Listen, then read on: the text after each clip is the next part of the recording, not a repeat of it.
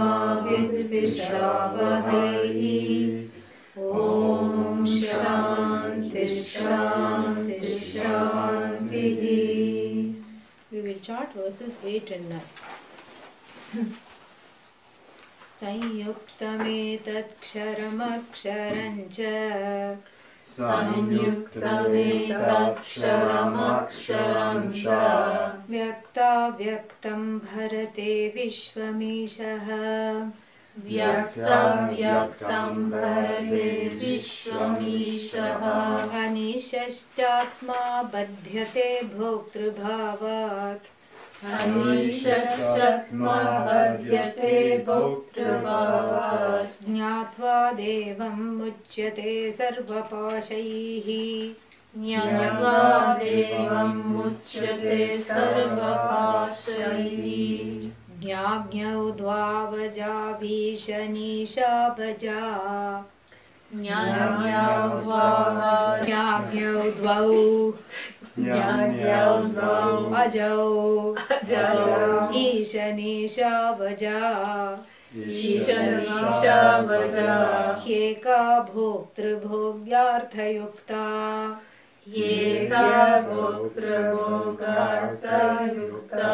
अनन्तश्चात्मा विश्वरूपो ह्यकर्ता अनन्तश्चात्मा विश्वरूपो ह्यकर्ता त्रयं यदा विन्दते ब्रह्ममेतत् त्रयं यदा विन्दते ब्रह्ममेतत्.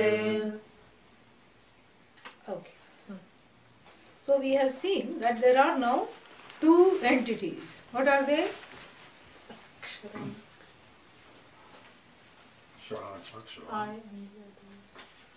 Isha and Anish. I feel like I'm still in Atlanta because that was our topic there. Who is Isha? The one who is the Ishu Palane, that is the root verb. Yesterday we talked about root verbs in Sanskrit language. So the root verb is Ishu in the sense of overlordship, in the sense of lording. And to that you add a pratyaya. What's a pratyaya? A suffix. You add a suffix, not a prefix. Yesterday we talked about prefixes. Today we are adding a suffix. And what is the suffix? Varaj. The cha goes away and vara alone remains. Ish plus vara, ishvara. And the vara has a sense of always. The suffix also have certain meanings. Like we saw yesterday, the prefixes have their own meaning. The suffixes have their own meaning. And when the two are together, the prefixes and the suffixes, when they attach to a word, then they give another meaning. And so here, Ish plus Varach. Varach means always. Ish means the one who is the Lord. When? Yesterday? For 5 minutes? Always. Always. Vara. And the same pratyaya we find in certain other words. Bha, to shine. Bhas plus vara, bhasvara. That which always shines. What is that? Sun. Sun. And then Nash, to be subject to destruction. Vara, always. What is it that's always subject to destruction? Body, mind, senses, all the things in the jagat. So this vara means always. So here, because of the meter and a few other reasons, which we will talk about in both these verses, the vara has been removed because they want to do this, they want to posit. The rishis who channeled this Upanishad want to posit a certain kind of a dyad. The Shruti wants to posit a dyad. It's not a real dyad, It's a superimposition in the form of a dyad. It's a split which is felt universally. And what is the split that is universally felt? One is Isha, the Lord of all. The other is Anisha, the Lorded. You see? Lorded means what? The one who is subject to the laws. Yeah. Which is better? Of course Isha is better because Isha is the one who doesn't come under the spell of the laws. Isha doesn't come under the spell of the laws. Who comes under the spell of the laws? Poor Anisha. Anisha comes under the spell of the laws. Isha is the one who makes the laws and is free of the laws. Isha doesn't come under the spell of the laws. So one is the Lord and the other one is subject to the laws of the Lord, Anisha.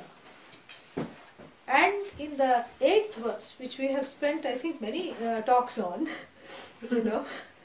and because it's a very, it's a very beautiful and a very involved verse.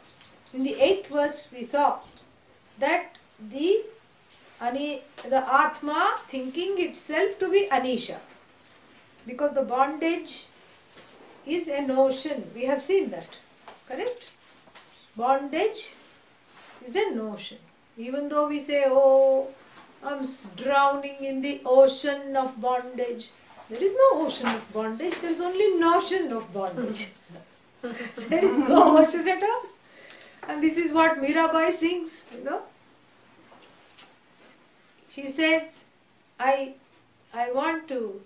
cannot get away from the feet of the teacher, the Guru.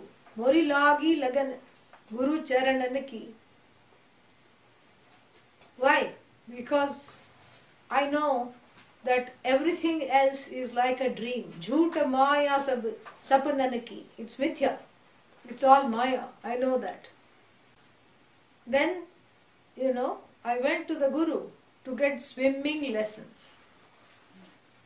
How to swim in the ocean of samsara and not be caught by the riptides of ignorance, the crocodiles of doubt and despair, the sharks of arrogance, ahankara, and the seaweeds of, vagueness and error, all these things, and the sorrow in the form of, various other oceanic creatures, sorrow, doubt, fear. Each frightening creature, the octopus can be the fear. It catches you unawares and throws ink in the face, a smoke screen. That is the fear.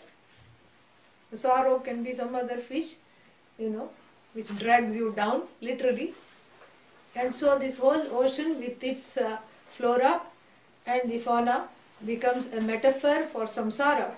And Mirabai sings, I went to the Guru to get swimming lessons to navigate in this ocean of samsara. What did the Guru do? Bhavasagar sab sukh gaya hai. The teaching of the Guru showed me that the samsara is not an ocean but just an ocean. The teaching dried up the waters completely, and all the things that are dependent upon those waters, like the riptide cannot exist without the water, correct? The seaweed cannot exist without the sea. The sharks and all the other water animals and beings cannot exist without the water. So, when the ocean was negated, all the things, the broods of the oceanic world also resolved completely. And so what happened? Fikara nahi, more tarananaki, she says. I don't have any reason to worry about how I am going to swim and navigate the ocean of samsara, because the ocean has been deemed just an ocean. Very beautiful. And ulat bhai more nayananaki. My eyes underwent a revolution. My vision underwent a revolution because I was caught thinking that I was bound. And all the other thoughts were around the premise of this first wrong thoughts. First and only wrong thought. What is the first and only wrong thought? That I am bound. But that's only one thought. But then you can't say that's just only one thought. That is the thought. One wrong thought can lead you down the stairs of a very, very wrong, tunnel. A tunnel of grief and sorrow. This is what it is. So you cannot say, oh, that's just one mistake I made. If it's a basic mistake upon myself, upon seeing myself, that is the only error. And so therefore, here it is, told very clearly that this Isha and Anisha have sprung from the self-ignorance. So from the fertile grounds of self-ignorance, because the self-ignorance soil is very fertile. You don't need miracle grow. Everything grows on it. All kinds of notions, I am finite, grow on this. All kinds of notions. Without any potions, these notions grow on the soil, on the fertile soil of self-ignorance. That is the only soil. Yeah. Very fertile. And so here, the fertile soil of self-ignorance has already posited two entities. One which is all pervasive, everything, wonderful. And the other one, a sad little miserable creature called Anisha. Simple negation, not Isha.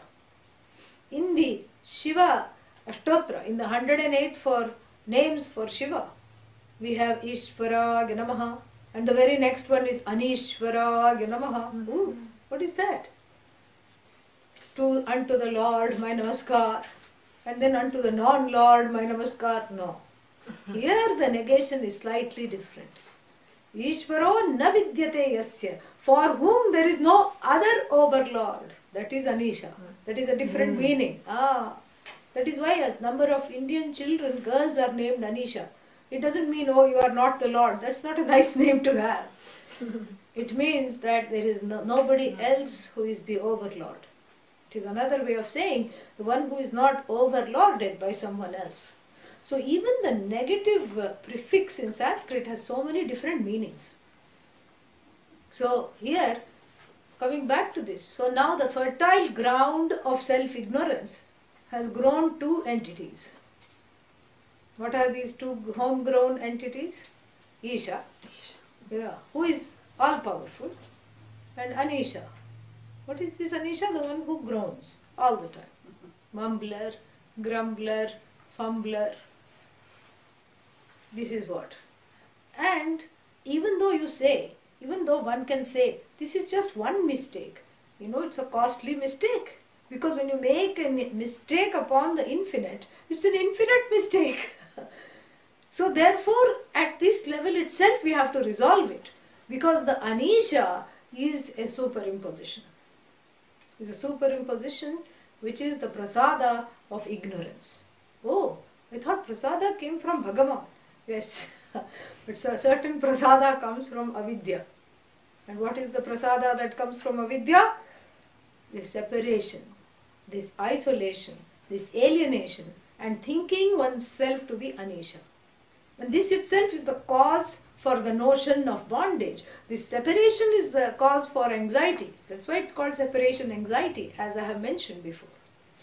And so therefore, Anishaha cha Atma. The Atma badhyate? No, Atma cannot badhyate. Badhyate means gets bound. How can the Atma badhyate? Atma cannot get bound. Atma as though gets bound. Why? Thinking itself to be Anisha. And what is the truth? There is only Isha. All there is Isha. How do we know? Look at the Ishopanishad. What is the first line? Isha vasyam idam sarvam. So it needs a few extra brain cells to come to the wrong conclusion, correct? You have to try very hard to make this mistake that is so total, so complete and so damaging. You have to try extra hard. So you say, okay, I am Anisha. At first it feels good. You know why? Because I have my own little life. I have my little picket fence. This is my house. This is my boundary. I bought this house with my own money. This is all, the fertile ground of self-ignorance. And then you say, okay, this is different from that house. This house is better than that house. I am better than the person living on this side. And I am not as good as the person living on that side. We won't think about that. And, and so one keeps on going, in this thought process. And in the beginning, it feels like there is a certain sense of self-security. But as long as that security depends on things that are external, it is really not security. Why? Because the Atma is the most secure thing. You don't have to make something that is already secure. You know, you don't have to do anything to make something secure. It's like saying, I want to make the red rose red. Red rose is already red. How are you going to make it red? So similarly, the Atma doesn't need to be made secure. So now, very interesting question. Atma doesn't need to be made secure, correct? Ishvara doesn't need to be made secure. Ishvara is secure. Then who is the one who is wanting security? Who is this Jiva? Yes, the one who is wanting security is the one who has separated itself from the whole due to self-ignorance. Self-ignorance is the cause of this separation, and the separation is a very costly separation that we cannot afford to have if we want to study Vedanta, if we are serious about getting rid of anxiety, fear and sorrow. So this separation that has set in causes this one Brahman to as though morph into two entities. The one that is, like there are two faces, one is the smiley face. Is that Isha or Anisha? Isha. Unanimous. The other one is the curve is down, right? Two eyes and the downward curve. Who is that? Anisha. This is what it is. So it has morphed into two. And what is the cause of this bondage? It says Badhyate, Bhoktru Bhavat Badhyate. The cause is always in the fifth case. Yeah. The cause is in the fifth case because the fifth case goes with the preposition because of. So Badhyate, Bhoktru Bhavat, because of a sense, is bound because of a sense. And what is that sense? The sense of experiencership, of an identified with a sense of experiencership. In other words, the one that constantly asks the question, why me? Yeah. Why me, why me, why me, why me, why me? And this becomes like 1001 names. We have 1008 names. Sahasranama. Why me, Aya Namaha? Why me, Aya Namaha? Why me, Aya Namaha? Why me, Aya Namaha? Whole day, the person keeps chanting. So where did Ishvara go? Namaha. That's all. Because when the Anisha predominates, the Ishvara has no elbow room. Yeah. And the Ishvara, the Isha is not opposed to anything. And where is this Isha? The same place where the Anisha is. Isha is not somewhere else. Isha is the same place where the Anisha is. In fact, there is no Anisha. But the Anisha is an imposter. Like I have told you, the crow who went into the peacock convention. I have told you the story. Struck a few peacock feathers and went and wanted to be accepted in the peacock convention. And then very soon its bluff was called because it forgot itself and danced the night away, and it was booed and booted out of the convention. That is what it is. So this Anisha is really an imposter. The Anisha is not real. The Anisha is an imposter because it's a clingy fellow who clings on to the sense of doership and experiencership, who thinks itself to be the agent of action. And if it is the agent of action, then what about the results of action? Who are they accruing to? Itself. So it is both the mistake here is thinking of itself as the agent of action. In Sanskrit that is called Karta. And then therefore it is, if it thinks of itself as the agent of action, if it inserts its own authorship, then what happens is that it is tied to the experiencership as well, because the karma and karma phala are joined together. Karta and bhokta are joined together. So if you buy into one, you buy into the other. And besides, nobody just does karma.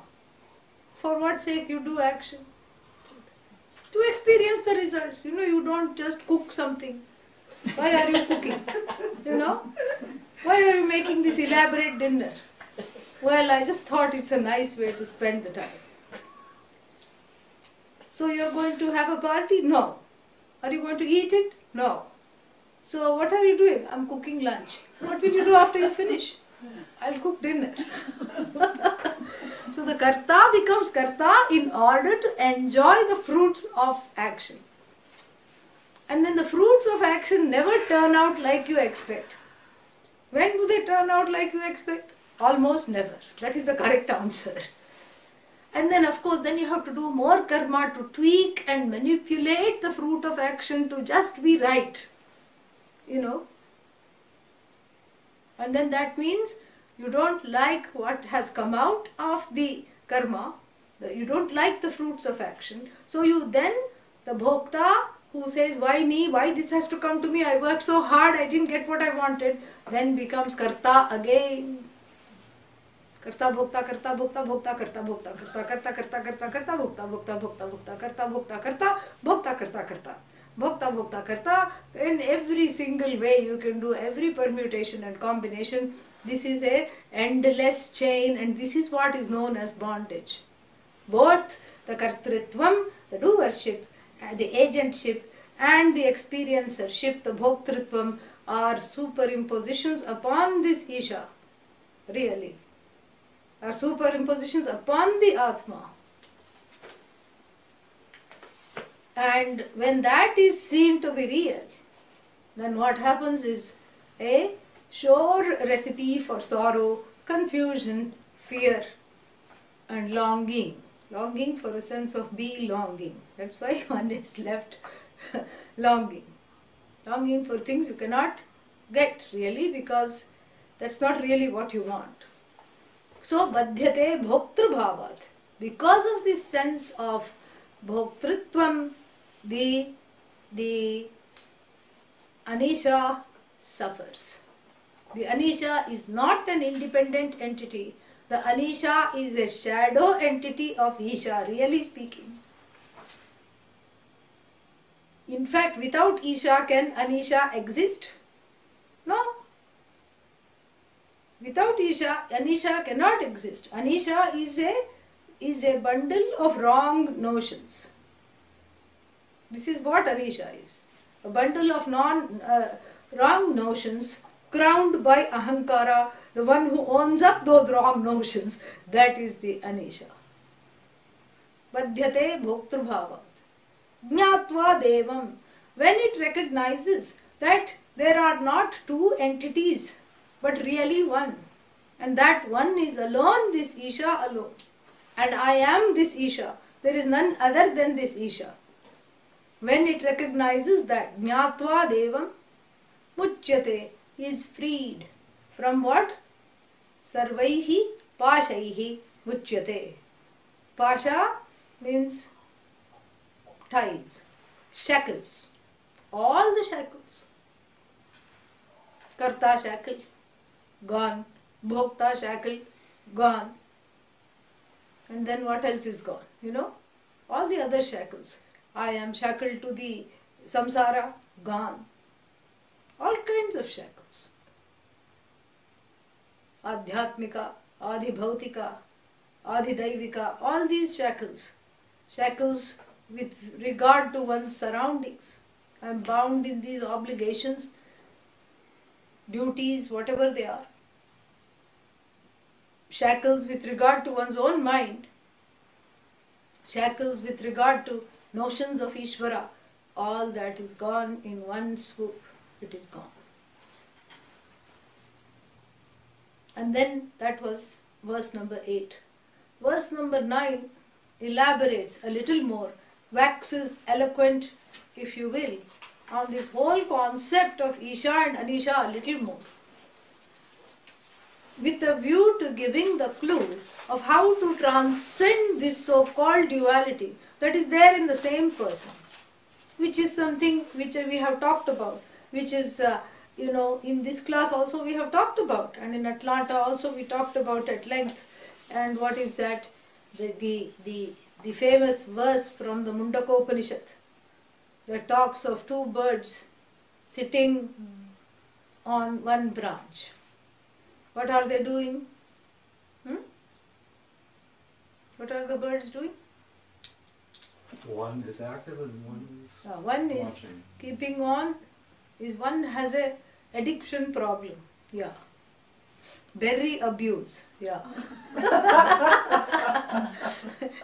It becomes the berry hunter and it really is addicted to the berries. Why? Because it wants to taste only the sweet berries. Is that possible on a tree? No.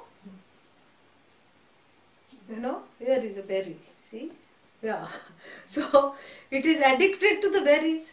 Keeps on eating the berries, eating the berries, eating the berries. It ODs on the berries. And the other one just watches. Abhichakashi. Abhichakashiti means from chakasra, the root verb which means in the sense of shines. Deeptau. Chakasra becomes chakashi, it becomes in declension. What does it do?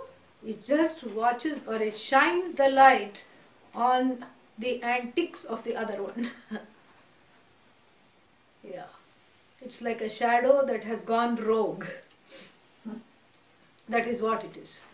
So what does the addiction to the berries represent? The addiction to the berries represents addiction to do worship and receivership of the actions. Bhoktritvam, because it keeps wanting karma phala. It becomes a karma phala addict.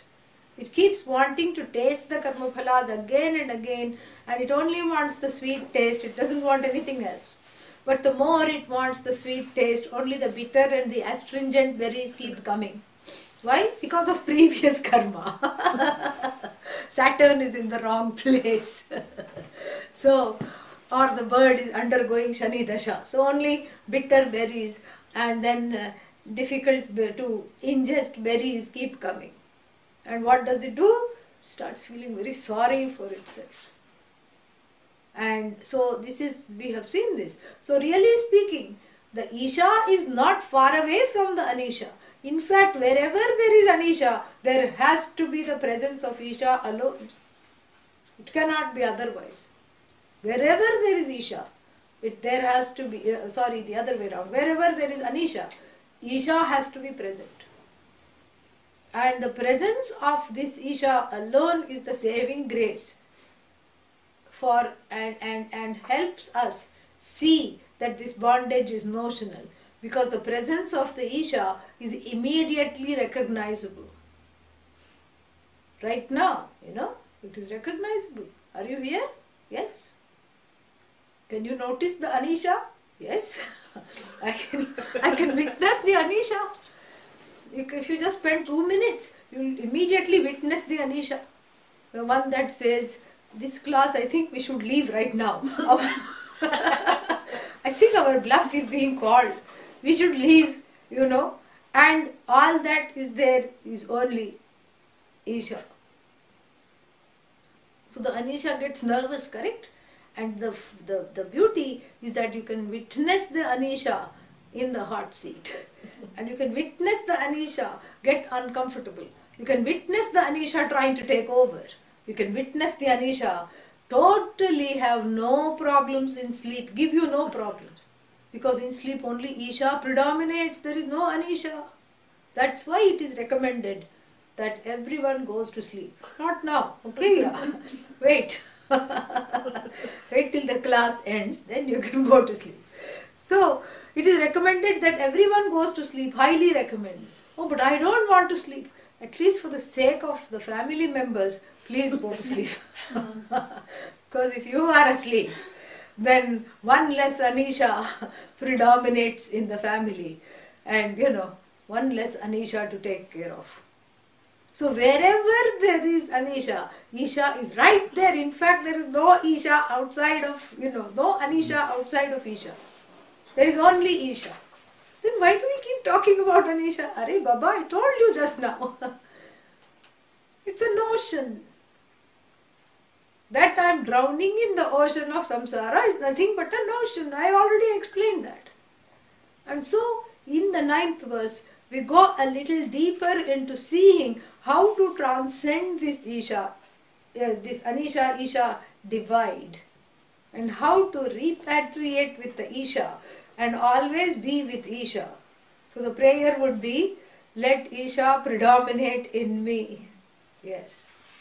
Let the Anisha scurry away like a little bug.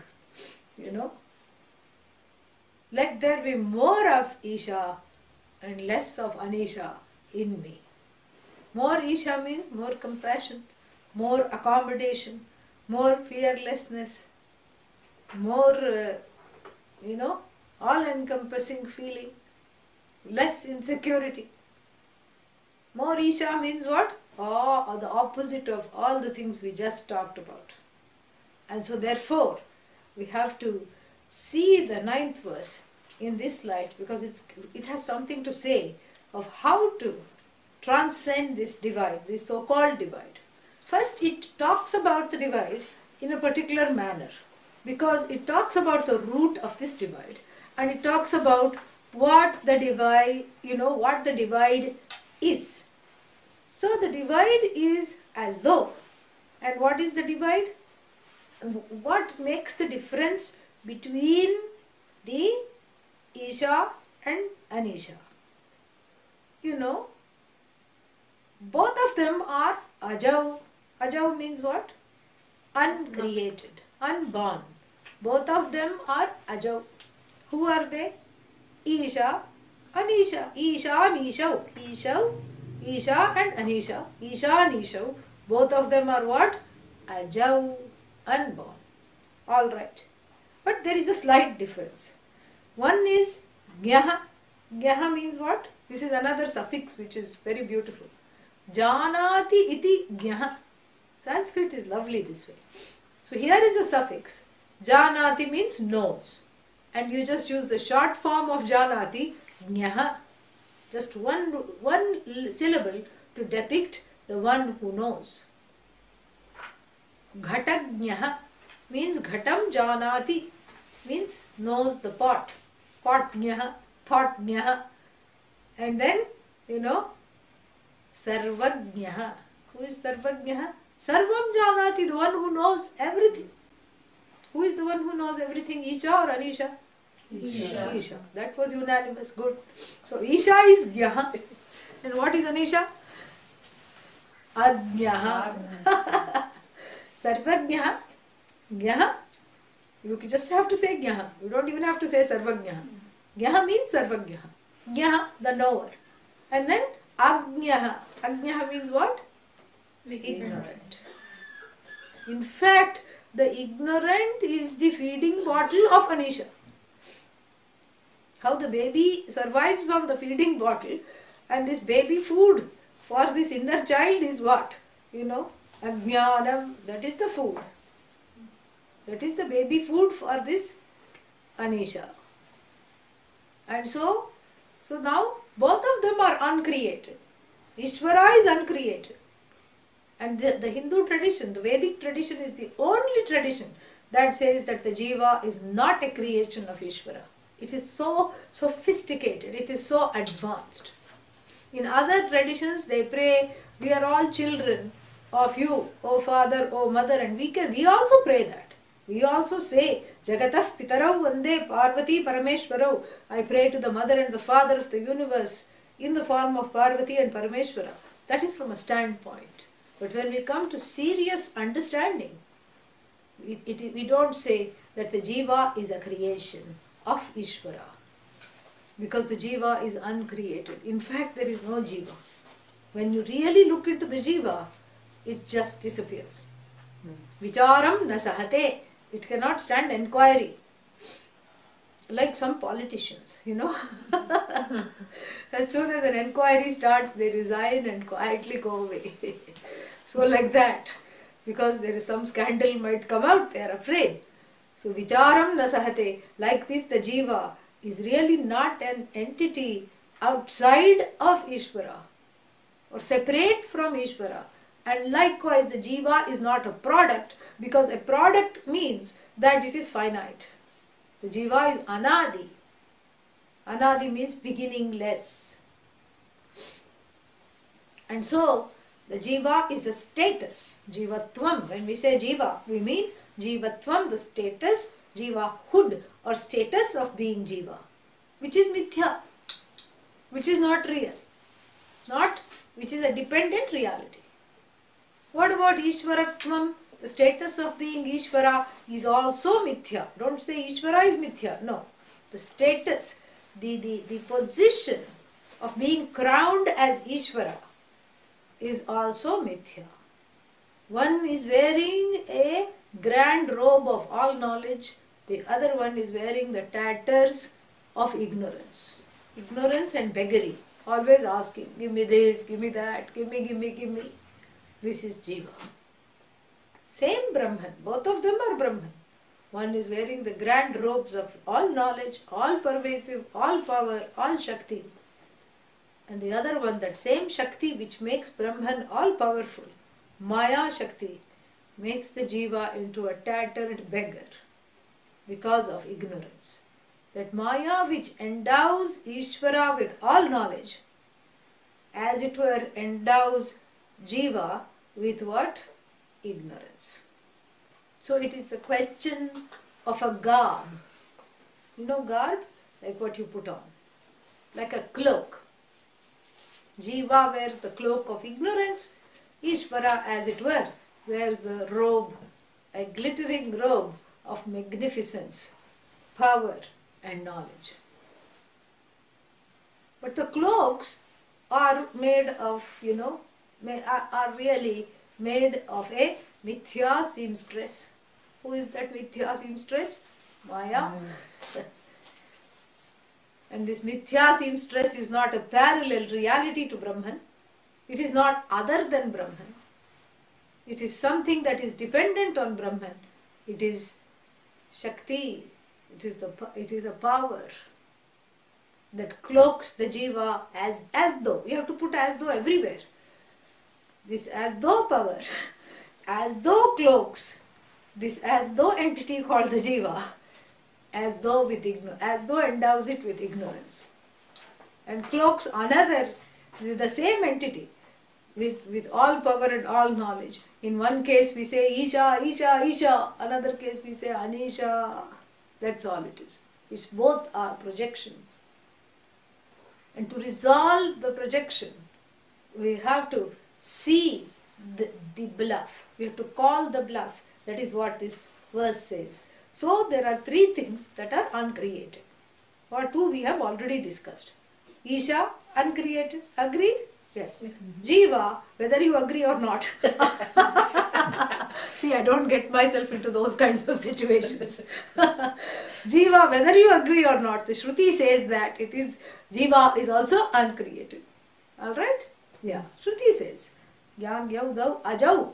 Ajau means uncreated. Then another thing is also Aja, feminine here. Ajaha, masculine. Aja, feminine. So who is Aja? Who is this lady? Ye beech mein kahan se aa gayi? Who came this in the middle? This is Maya, Eka. Yeah, Eka hi Aja. And this Maya. And what is her job? Very beautifully it is written. Bhoktri means the Bhokta. Correct? And then Bhogya means the objects of Bhoga. Bhogya Artha Yukta. Artha Yukta means the one who is engaged in bringing about the subject in contact with the objects. That is the job of Maya. The job of Maya here is what? To conduct a marriage ceremony. Of what? Satyam and Mithya. She just mixes the two together and entangles the Jiva in all kinds of notions. So she says to the Jiva, after cloaking the Jiva in ignorance, as though, she says, as it were, to the Jiva, look, you are incomplete. Don't you agree? Yeah, the ignorant Jiva says, yes, I'm incomplete. You are insecure. Don't you see? Yes, I'm very insecure. Don't you see that you need things to buttress you and your status is going down the drain and the neighbors all have better jobs than you and better things and all these things? And the Jiva says, yeah, that is also true. I think I need to do something. Come, says Maya. let's go on a little ride. Let's try to, have a 5-year plan. In India, the government always comes up with 5-year plans. And at the end of 5 years, nothing of that plan has happened. So then what do? A new 5-year plan. So the Maya comes with a life plan. Maya becomes the life coach. There is something. For, Brahma Vidya, you need a, guru for Brahma Vidya. And then if that doesn't work, then you hire a life coach to tell you what to do in life. So Maya becomes the life coach for this Jiva, the quintessential idiot. And then this Jiva is misled. And the one mistake, that separation, goes on building mistake upon mistake. That one mistake of identity, it's an identity error. Takes the clothes, the tattered clothes, to be the person. The clothes do not make the individual, but here the Jiva, not knowing better, believes in that beggary, believes in that being overlorded, believes in that separation, and therefore becomes anxious all the time. And goes along with Maya, thinking that Maya will give me, will bring me things in the Jagat, because the Maya is the Jagat, correct? The Jagat is nothing but Maya, it's the material cause. So everything in the Jagat beckons, come to me, come to me. I will help you feel complete. What are you? A new snack in the snack section of the grocery store. And another thing says, come to me. I will help you feel very good. Oh, what are you? My name is iPad. Without me, you become iSad. Come to me. Another thing says, come to me, I am the latest innovation. Come to me, I am the latest distraction. And so the job of Maya is to link this searching Jiva with identifying with the objects in the Jagat. That is the job of Maya. Does she do a good job? Very good job. Boy, she does a wonderful job of uniting the subject with various objects and convincing this deluded subject that these objects are needed in order to look better, feel secure, feel loved. This is the greatest spoof of all, But really speaking, if you look carefully, what is this Maya? We have to ask. It's an as-though power. So why am I letting this as-though power have power over me? This is what we have to ask. An as-though power brings about an as-though difference between Isha and Anisha. And if the difference is as though, and if I know that the difference is as though, then I will not suffer. Then the suffering is gone. We are not denying the difference, because some people say that the whole tradition, Adi Shankara and the tradition of Adi Shankara teaches, they are all Mayavadis. Mayavadis means they just hinge all their lectures on Maya. And then they say that Jagadandhya Prasangaha means they dismiss the Jagat. They say there is no Jagat, and and then this creates a lot of confusion. And how can you just dismiss the Jagat? I am not dismissing the Jagat.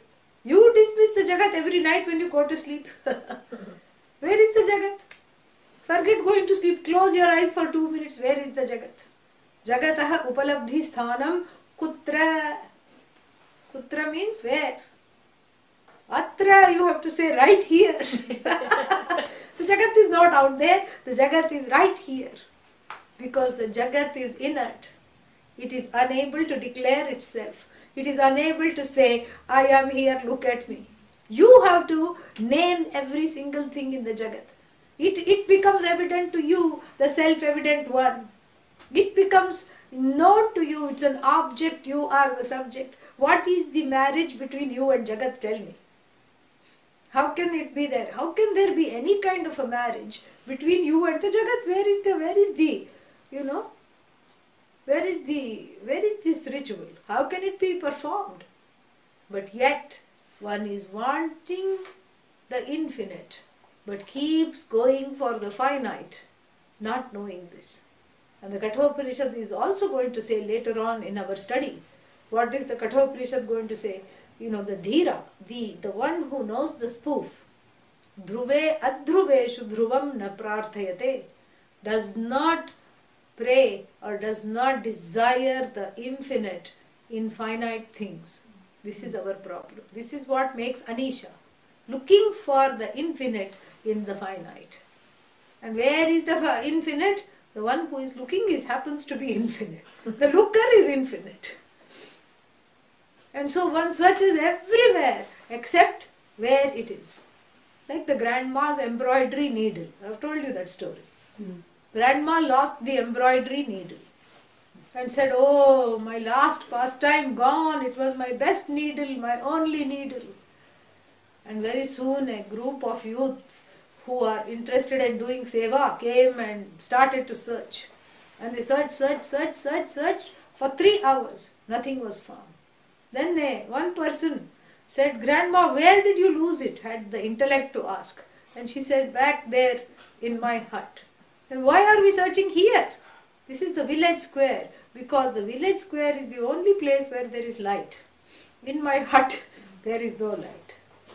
Like this, we search for the jiva, the anisha, is anisha because of the wrong notions, and the wrong notions lead to the wrong quest, and the wrong quest delays the finding of Isha as itself, and continues the jivatvam not only in this life but life after life after life after life after life. I can keep on going. Yeah. Aneka koti janmantareshu. It keeps on going. Different yonis, different birth canals. Now dog, now cat, now horse, now porpoise, now hippopotamus, now seahorse, now this, now that, octopus. So many squid, so many kinds of janmas are there. To fulfill every karma, there is a special janma. Just for those set of karmas. That's why we have new species. And then when certain sets of karmas are gone, the species become extinct, like the dinosaurs. Nobody has dinosaur karma right now, we know that. Tomorrow if a dinosaur were to come back, then we say, "Oh, okay, dinosaur karma is back." Very fascinating. And so here, this Eka Shakti, what does she do? She takes the deluded one on the wrong path. She takes the ignorant one, and the ignorant one comes under her spell and becomes agitated due to a sense of separation and insecurity, and continues that mistake. First there is ignorance, then there is the path of delusion. Delusion means continuing that original mistake into thinking that I can fix it.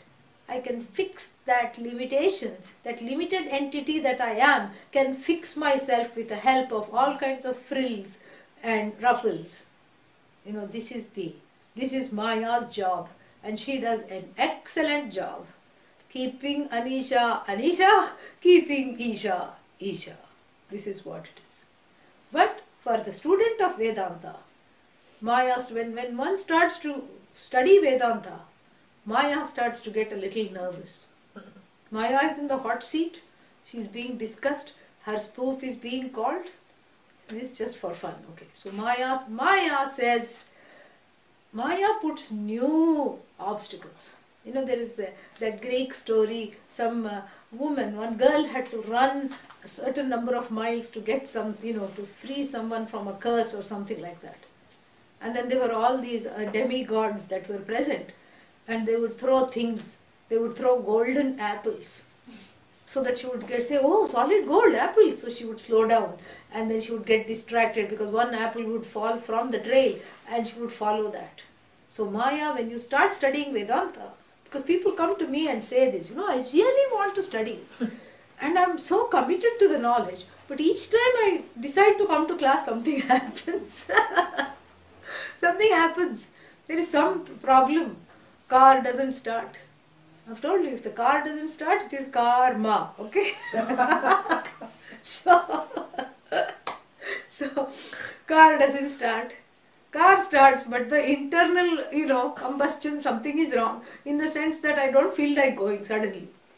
Suddenly the feeling comes. What will I gain from Vedanta? Kitne saal ho gaye? I've been studying for so many years. Nothing has happened. Why? What will happen now? So the person stops going. So many years means what? Few classes the person has come. One class per year they have come. This is a committed pursuit, and the more committed you get, the more frightened Maya gets. Maya develops a quiver, a tremor, and then she tries her full best. She puts on a complete show and tries to distract the person. That is why we need to be prayerful. That is why we pray all the time. May the obstacles recede. May they just go. That's why we just stockpile on punya, so that punya can, eviscerate this delusion. The punya can just cut through this delusion. Because the delusion also comes because there is a predilection in the form of previous papa. So we stockpile on the punya, on the good karma, so that these obstacles are not created, and the commitment it remains a sacred commitment to the knowledge. That should be the prayer all the time. So here, so now we have three things. What are the three things? Jiva, Ishvara and Jagat. Yeah. We have three things. Maya is nothing but the Jagat. Jiva, Jagat and Ishvara. Now we have three things. This is what is called the Triputi, the triad. And here I don't know if they call it Triputi. What is the word that is used here? No, Trayam. Yeah, straight away it says Trayam. Last one. First word of the last line. Trayam yada vindate. Trayam yada vindate. Yadi. Actually it should be Yadi. When these three, when the bluff has been called from these three. First you forget the Maya and just take two. The three first you have to reduce to two. Forget the Jagat. Okay? And just say Isha and Anisha. That is big plenty. Okay? Yeah. So you reduce Jagat to what? Jagat came from where? Isha. So you reduce that into two very easily. Then you have two entities to deal with. And then you say, what is this Atma? This Atma is Ananta. Ananta means limitless. So the Jivatvam is a superimposition, and as though limited adjunct in which the Atma has been as though trapped, and Ishvaratvam is another Upadhi. So Upadhi Bhedat, because of the differences in Upadhi, it's like wearing different hats. The same Atma wearing a crown is called Isha. The same Atma wearing a beggar's cap is called Jiva or Anisha. So this we have to understand. And then Yada Vindate, when the person sees, Vindate actually means searches, but here it means understands, comprehends. When the person comprehends that this triad is nothing but Brahman in various forms, without undergoing any change, it's like, various projections of Brahman. Like even when you have one light and it is morphed in a dark room into various shapes, because you have put a covering on that light with a certain shape, a circle. And what kind of a image will fall on the wall? A round image of the light. Then you take a star-shaped cover and cover the light with a star-shaped hole, with a cover that has a star-shaped hole, and then the light that will be projected on the wall is star-shaped. And then you take a triangle, a cover that has a hole in the form of a triangle, and cover that light again. What is projected is a triangle. But the light is neither Bhokta, nor Bhogyam, nor Isha, nor Anisha. It is Brahman. It is free of all attributes. Isha is nothing but Brahman. Anisha is nothing but Brahman. But what is Brahman? Neither Isha nor Anisha, nor Maya. It is itself. It is uniquely itself. And that Brahman, I am.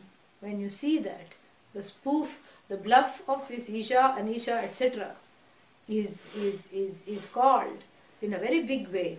And Trayam yada vindate brahmametat when the person understands, then what happens?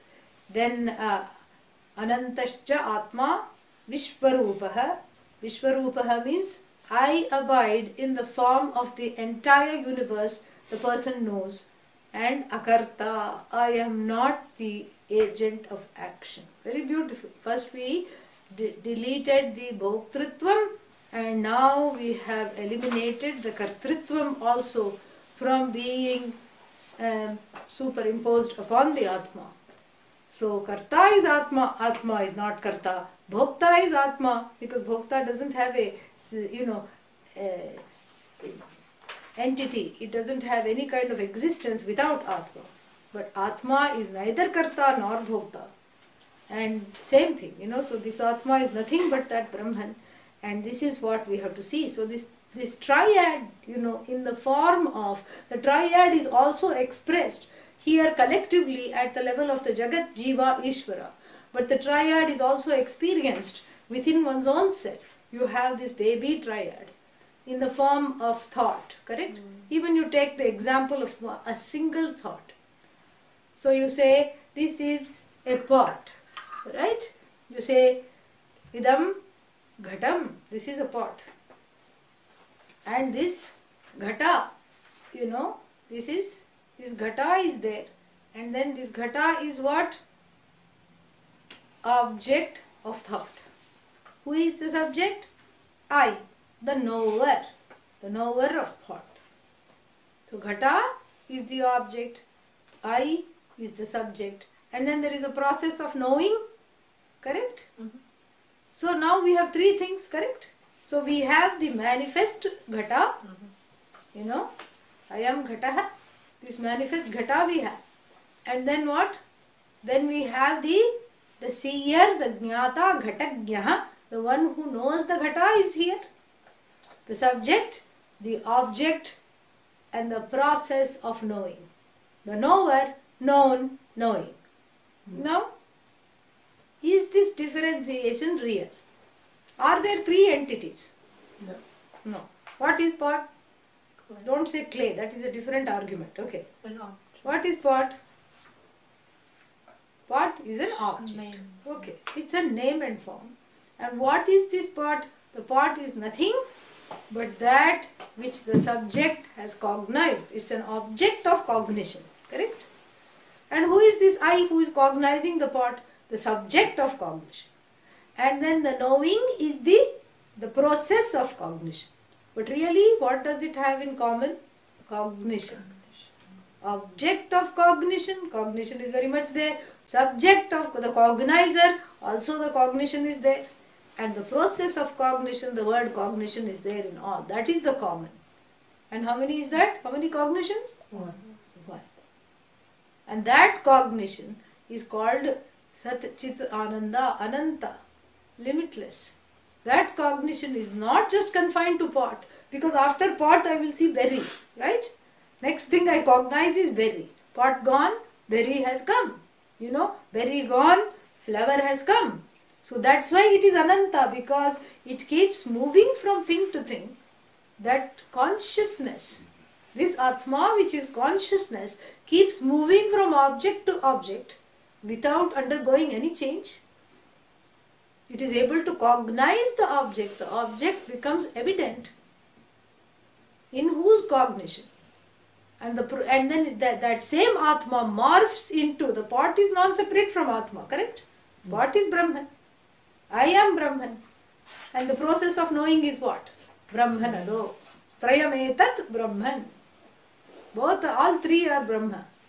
There is nothing other than Brahma. So, knower, known, knowledge, cognizer, cognized, process of cognition. All this, you undergo these changes without really undergoing any changes. It's that one unending cognition. And even if someone were to say, I don't know pot, really, what are they saying? I know that I don't know pot. Fantastic. So that means that knowledge which morphs into knower, known, knowing is free of that triad. Even internally it is free. And as it is here, there it is the same way it is outside. even within the one single body-mind sense complex, you see this morphing of this consciousness. At once it becomes the object, as it were, without the object being cognition, without being confined to that particular object. It takes the form of the object. It morphs into the subject, the knower. It's a status. Without undergoing any change, it also morphs, as it were, into the process of knowing, all because of Maya. But then all that is there is one endless Vishwarupa, that which takes myriads of forms without getting afflicted or affected even in the slightest bit. This is Atma. Anantaschatma Vishwarupaha Hi Akarta. Without doing anything, it manifests this whole Jagat, this whole universe, internally and externally. So more we will see next time. Om Purnamada Purnamidam Purnat Purnamudachyate Purnasya Purnamadaya Purnameva Vashishyate. Om Shanti Shanti Shanti. Hari Om Shri Gurubhyo Namaha. Hari Om. I think I have answered that question. If there is only one, how come there are two?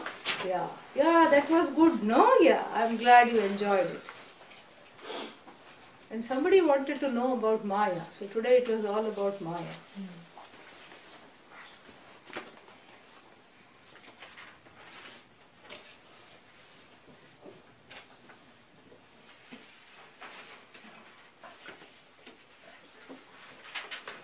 Yeah, it's all Pujya Swamiji. That's what it is.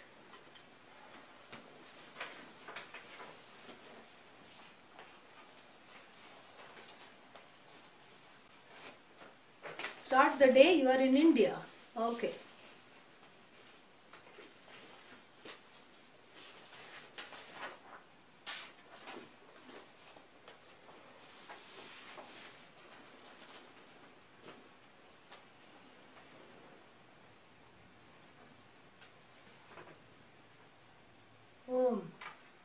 Any questions are there? Yes. So,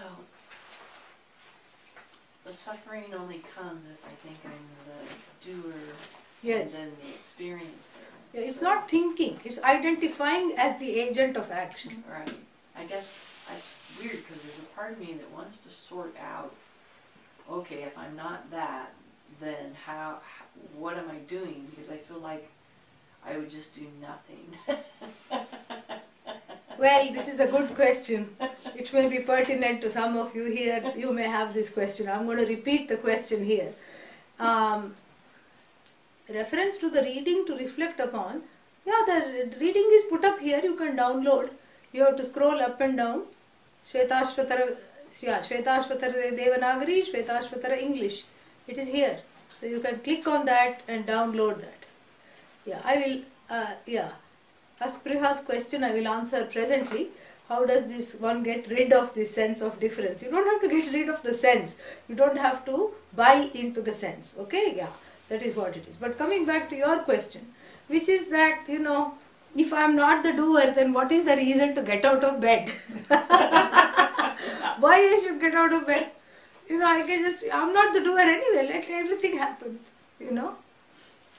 The thing is, that's why we have a very big step in between. It is called Karma Yoga. That is why we have to study the Bhagavad Gita. And Karma Yoga means consciously ascribing the doership to Ishvara. Yes. Say all there is Isha. And so Isha is the doer. And that's what happens if you go to the Indian household. And then you appreciate the house. You say, oh, such a beautiful decoration. And they will say, oh, it's Bhagavan's grace. They will never take the appreciation for themselves. And inside they may be feeling happy, oh, they are praising my house. But overtly they will not. Oh, what a lovely meal you've cooked. Oh, it is just God's grace, Guru's grace. And it's true also. So we don't take on the, when you don't take on the receivership and the doership and then you just ascribe it consciously, you dedicate the actions to Bhagavan, to Isha, then the Anisha resolves into Isha. Really. So you have to consciously do that for a period of time before this difference is resolved. Yeah. That's what it is, yes. Problem then arises if the Atman is all pervasive, is Vishwarupa, but yet does nothing, Akartar. Yeah. So how is this not contradiction in terms? How is it because a- the whole universe is always nothing but action. Yeah, How can that's Maya. Aghatita ghatana patiyasi Maya. In this The case, famous- we have almighty Maya and Yeah. passive Ishvara. No. See, here's the thing. If we believe that if one sees that the Jagat is a projection, like even your dream, in dream there is a lot of activity. You may even win the lottery. Oregon lottery you may win in the dream. And you may do some big things in the dream. You may get Nobel Prize in the dream. And maybe in the dream you are running, rowing a boat, having a big gathering of people. All this is happening where? In the dream. But the dreamer is Akarta, correct? Yeah. Thought, action, and if you think that consciousness is not action and thinking is not action, then it's not action. Yeah, thinking, But if okay, thinking yeah. is not action? Yeah, thinking is not exactly action, because in dream you don't think. Thinking could be seen as an action, but really speaking, the action means when the organs of actions are used and the free will is there, that is what is defined as action. That's why if someone thinks of killing someone, they don't go to jail. You have to actually be culpable by acting the thought out. So therefore, in dream the thought is semi-conscious, subconscious. It comes out of the unconscious. It comes out of unexhausted prarabdha. So if it's good karma, in the dream also comes out like pleasant dreams come. Bad karma comes out in the form of difficult dreams, nightmares or bad karma.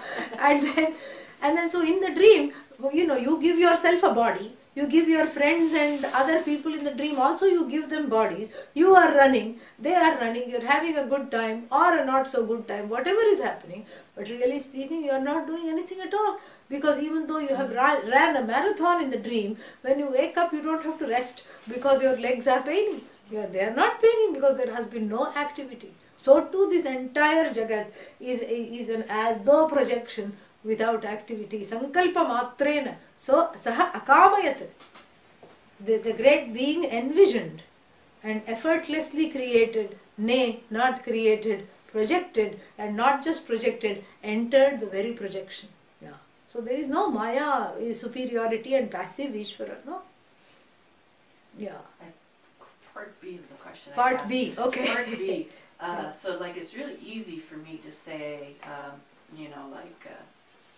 if something pleasant happens, or my surroundings are pleasant, it's really easy for me to say, oh, it's Bhagavan's grace. Yeah. But if it seems unpleasant, I'm still supposed to say, oh, it's Bhagavan's grace. Yes. Car broke down. Yes. Or whatever. God broke down, it is So- Bhagavan's grace. That is the way to see So it. to see it, Yeah. even if it's uncomfortable. Even if it's unpleasant. When it's pleasant, you can say Bhagavan's grace, and unpleasant, lesson from Bhagavan's grace. It's like that annoying minister who always told the king, everything happens for the good. Everything happens for the good, your majesty. And the king was annoyed with him. Shut up, keep quiet, you don't know anything.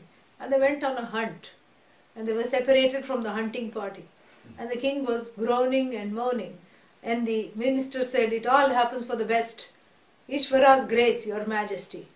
And the king felt like throwing the nearby rock on his head. Desisted, And then what? Then the king fell, tripped and cut his finger on some kind of a sharp stone. And then the minister tended to the wound and removed the thorn and everything, and used his own, angavastram to bandage the finger, all the while saying, it all happens for the best, your majesty. And since and the king of course was too mad to even reply. And then they made just a little clearing right there in the forest and slept, thinking in the morning we will, because we are just getting more and more lost, in the morning we will find our way. And then in the morning they heard some drumming sound and people coming. And then they said, oh, there are some people, they'll help us. And look, they have food, because they were putting a big cauldron on the water, on the fire. And it turned out that they wanted the most important man to be the food and to grace the cauldron. Yeah, and so they came to the minister and said, who is the most important man among you? And the minister pointed to the king. What is this? Idiot, the king said. And then they took the king, gave him a ceremonial bath, and then they were going to, and the medicine man was going to smear some nice masala on him before they put him in the inside, barbecue him inside this, cauldron. And then they noticed this cut, and he said, what? We cannot offer you to our gods. This is used material. This is not, you are not sacrifice worthy. Go home. Both of you go home, and we don't want the inferior minister. And then the king understood, what is this thing about Bhagavan's grace? That's how it is. We don't know. Yeah. Maya is also Brahman. Yes, Brahman is not Maya. And then there was one more question from Harish here. What was that? If Brahman is all knowledge and this knowledge is everything, then how is there scope of ignorance? This is a good question. If we are thinking ignorance is real, ignorance is mithya. It's an as though ignorance. So if it's like discussing, how come I had to run so fast in the dream? And how come the dream robbers were catching up with me and I was being mugged in the dream? So how come the dream robbers caught up with me? It's a dream. Yeah. So like this, the ignorance is also as though. Bondage is a notion. It's not a notion. If you remember that, this question will go away. And like I said, a little Shravanam has to take place. That repeated listening helps to set things in place. Yeah? Okay. Om Namah Shivaya.